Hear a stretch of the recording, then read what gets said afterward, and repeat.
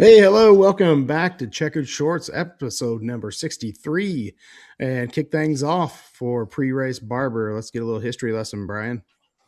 Sure thing. 1963, the 500 was won by Parnelli Jones. Parnelli, great racer. But actually, our history lesson today comes from one of our listeners. A listener by the name of Jerry sent in a little tidbit that I thought I'd share today. This little story about Jim Hurtubise, and actually my neighbor that passed away a couple of years ago. That was her favorite driver, but Herc Hurtubise was running that race, was running really well, and on lap 100, he brought his car in for a pit stop, and he came in and he hit the brakes so fast that oil came out one of the breathers, and the marshal or yellow shirt or whatever official held him in the pits to tell him that something was wrong. Well, they argued about it. Andy Granatelli was his team owner. He argued about it. They sent him back out, but then they black flagged him, brought him back in, and ended the race for him. Told him to park the car. It was done.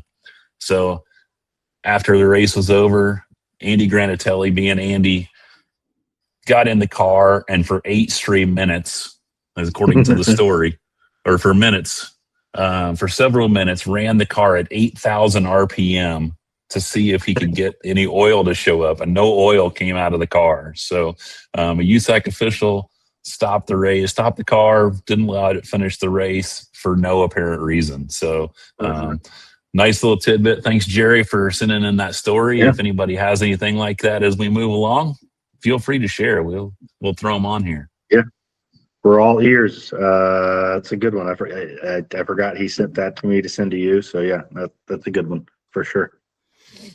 All right, so we are pre-race back again for Barber there in Birmingham.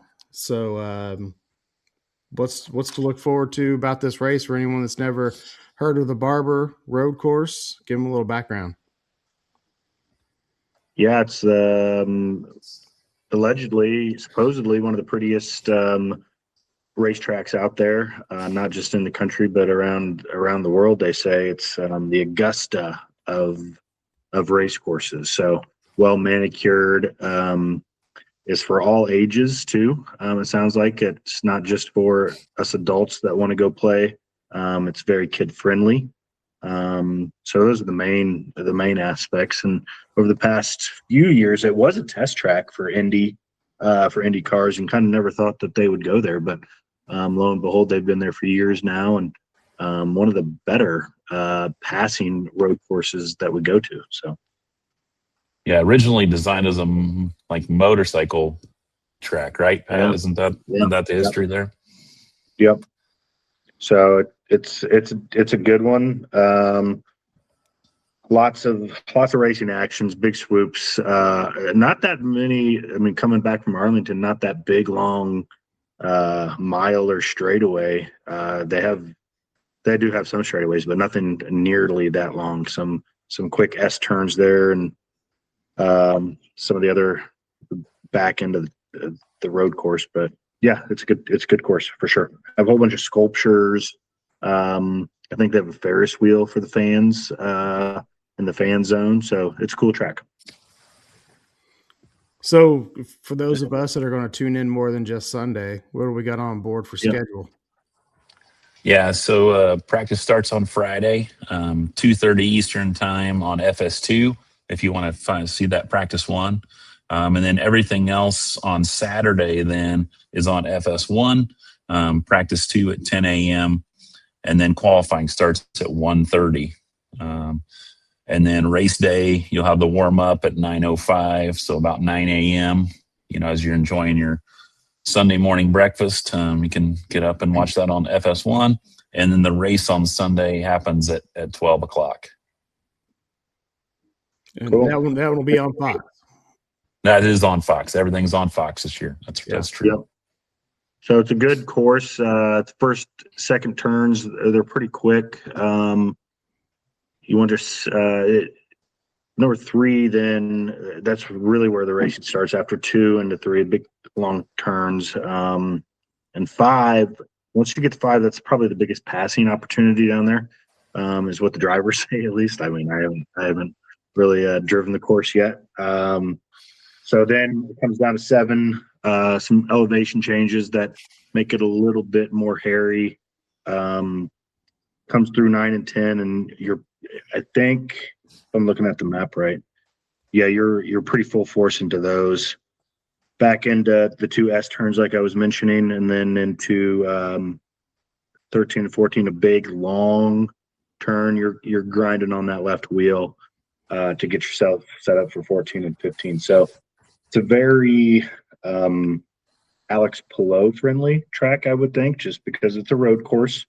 He did win last year, but 2 years before, Scotty Mack won. So it's just hard to bet against Palou, I think, in these situations.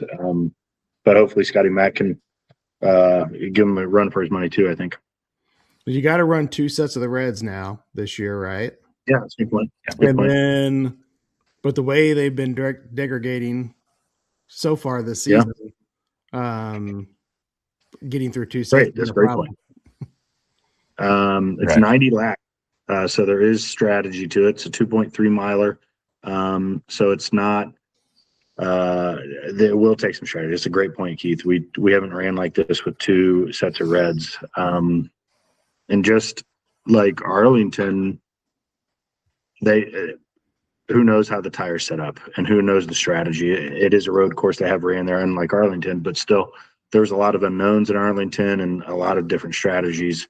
And I think, to your point, those 2 reds could definitely alter the game, if you will. So obviously, I think we all think the idea of Palou coming out and performing well is at the top of everyone's list. If you had money to put down, you could easily make your money back there. But who else are you thinking outside of Alex? Well, I think Pat already mentioned Scotty Mack, which means that all of Team Penske is going to be strong there. Newgarden's won there in the past. Power, I believe, has won there in the past when he was with Penske. Obviously, now with Andretti, that'll be a little different. But I'll put I got my eyes on McLaren. I think that we've seen Christian Lundgaard be really good on road courses. We know I believe Pato is a former winner here too. And so if you're looking at your grid rivals team, I mean, you got to consider a guy like Nolan Siegel just because he's starting in the back. He's a very low price, but he's got success here. Last year, I think he started up front and kind of held in that top 10 area most of the race. So might be somebody to keep an eye on. But I'm really thinking about McLaren this weekend. They need something to kind of kickstart their year. I know Pato has been pretty solid, but the other 2 really need to jump up, and I think this might be their opportunity. I'm going to go with Arenas BK. I think he finished a top 5 last year. So just chomping at the bit with the Dale Coyne car. I think it's a step up where he's at and the team that he's at. I think he put it. Let me see. Yeah, he put it on the pole here in 22. And finished third. He did. And finished third. So at least he knows how to scoot around. Somebody else, I forgot about this. It was 2016 when Graham Rahal was battling Pagenaud towards the end. Graham and him and Pagenaud bumped, rubbing elbows, and then kept racing down the line and ended up Pagenaud got him because Graham lost his wing. So it just made me think, hey, at least Graham knew how to wheel it back then. So and maybe look out for Graham. But the statistics don't necessarily show that with this race course. Looking on the IndyCar app, but he's always going to finish top 15 for a grid rivals pick. You know what I mean? Graham is. So if you want some probably guaranteed points, and if you can squeeze out a top 10, even better. So those are 2 out natural. Yeah, natural road courses have been a strength of Rahal's in the last couple of years. If you think to Louis Foster has had some success. Graham obviously has had success here too, or on those type of courses. So that's another call. Yeah. Good call there, Pat. Yeah, so, I mean, just another bump with that RLL team. I think they're advancing. So you guys mentioned a lot of the guys I was thinking to fill up my own roster. But to Sorry. me, maybe the bigger Keep listening. storyline or another storyline is the Honda Chevy, and will Honda continue to dominate on street and road courses, or is Chevy going to make up some ground in these scenarios Good where question. they tend to really push out front on the ovals with the higher horsepower or what appears to be some stronger Yeah. horsepower? Yeah, I think this does lead to that. I think, when we think about Mhm. McLaren, we think about Roger and his team. They've had success here. I think Barber has led to Chevy having some success here. So Andretti has not been successful on road courses. They need to show that. No.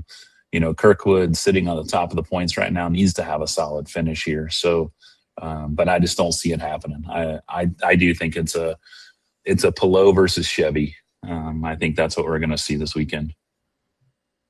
Yeah, and I think that's a lot of it is, can Kirkwood win? Yes, but a lot of the winning is because of Palou. So knock him off first, and then Chevy has a bigger chance of obviously taking the crown in that instance. But no, McLaren's a good call. Just looking at driver's past performance, it's been Chevy except for Palou.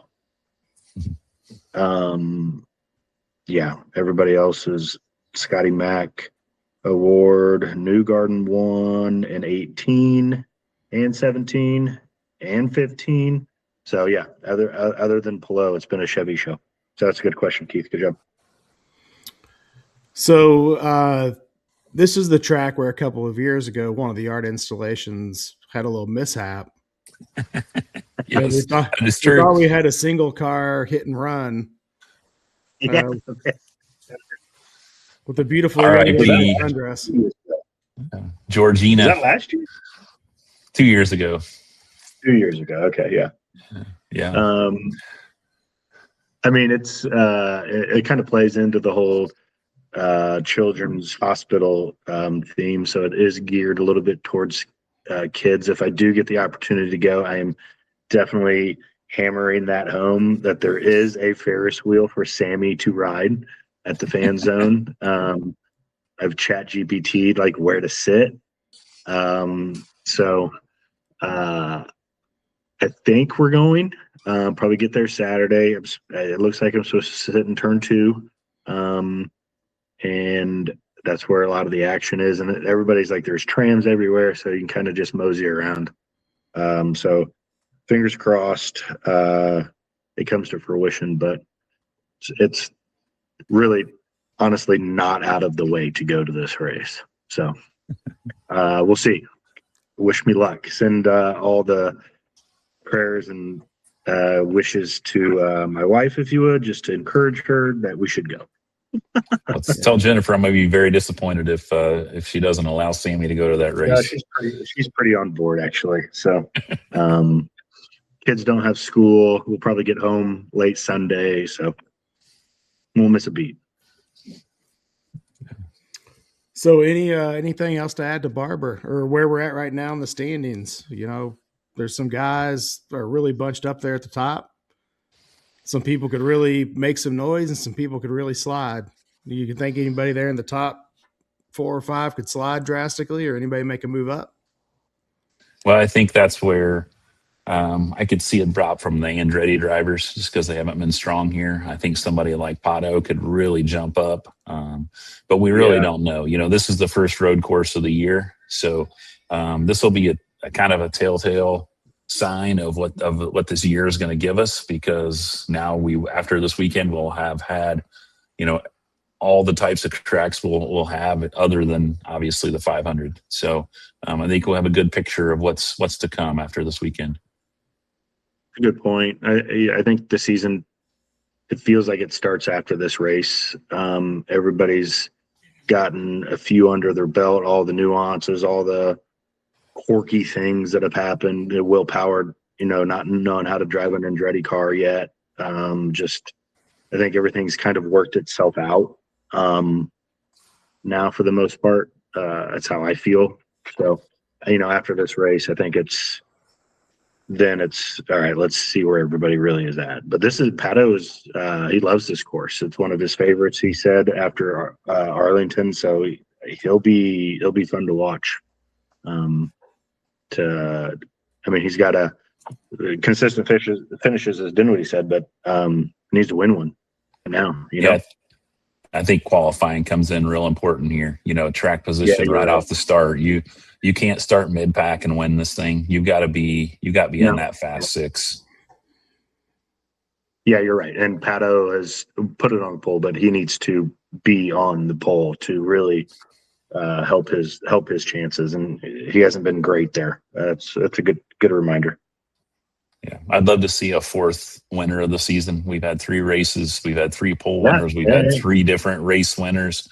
It'd be nice to see, that continue again this week. Yeah, and hopefully we get good viewership. Sunday at noon's a good time slot.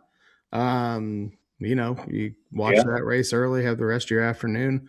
But hopefully we continue to have good viewership. That momentum wasn't halted by a week off.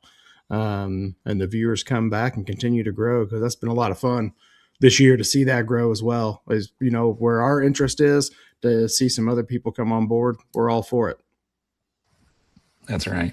100%. I think the only thing we're competing with would be the NCAA tournament, but I think those games don't start till later in the day. So maybe this is kind of lead into those. So tune into Fox. I did have some difficulty with grid rivals. I did have 2 of my guys locked in. So I went really cheap on my last guy. But I think I'm beefed up throughout the rest of, so don't forget to pick your grid rivals for you listeners out there. Join if you can still join. Join us to get the nuances of the formatting, but it should be a fun race, hopefully. All right. And if not, I'll leave 10 laps early and beat all the traffic. It might be a situation depending on Pat's travels back from Birmingham, whether or not we put together our post-race reaction Sunday night and have it ready to go for you. Oh, that's a good point. We'll see how that goes. We'll live from my ear. Live from the Honda Odyssey. There you go. At a Buc-ee's parking lot. There you go. We'll see. Oh, the cool thing is a ticket 15 and under are free. So Gabby and Sammy would be free. And it's all access pass, like paddock, garage pit passes. So it's all part of it. So pretty cool in that aspect too. It's on my list for sure. Yeah, I'm as excited to hear the review of the track as I am to get together for our post-race reaction. So we're rooting for you, Pat, but we hope you're going. Now we're really going. Yeah, here we go. All right. All right. Well, thanks for joining us for episode number 63. We'll be coming back to episode 64, post-race Barber. And thank you, as always, for joining us. Peace. See ya.